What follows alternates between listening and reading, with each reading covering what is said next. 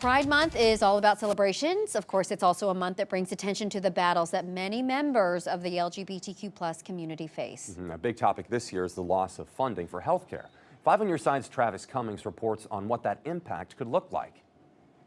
We want those memories of those people to keep going, to live on. A quilt layered with loss. Every 6 months we have a panel here and we have another panel down the hall. But the centerpiece lining the heart of Vivint Health, also a reminder that those who have fallen to HIV aren't forgotten.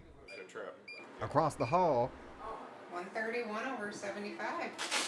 a face that frequents the multi-mission nonprofit clinic in Midtown. Oh my goodness, I've been HIV positive for more than 20 years. I've been coming to Vivint pretty much within a year of them opening, I would say. Jeff Noble has used just about every service at the health center dedicated to the prevention, care, and treatment of HIV and AIDS. Behavioral health, pharmacy, dental, even legal services. Vivint reaches about 13,000 people across the network, and in Missouri alone, 3,300. In the St. Louis region, nearly 6,700 residents are living with diagnosed HIV. Now, those life-saving services are at stake. The Trump administration reduced parts of the CDC responsible for HIV prevention as part of a broader federal restructuring effort. The administration says the changes will save nearly $2 billion a year. Meanwhile, Vivint staff say that triggered a $3 million loss. But if you take away some of the medications and some of the services, you run the risk of people losing their viral load suppression. And also, if you take away the prevention services, such as testing for HIV, syphilis, gonorrhea, and chlamydia, and other infectious diseases, you run the risk of new infections.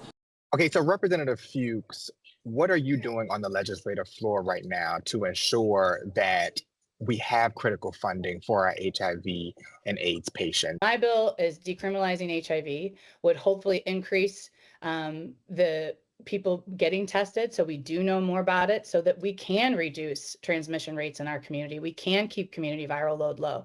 This year I had the pleasure of introducing HIV advocates on the floor.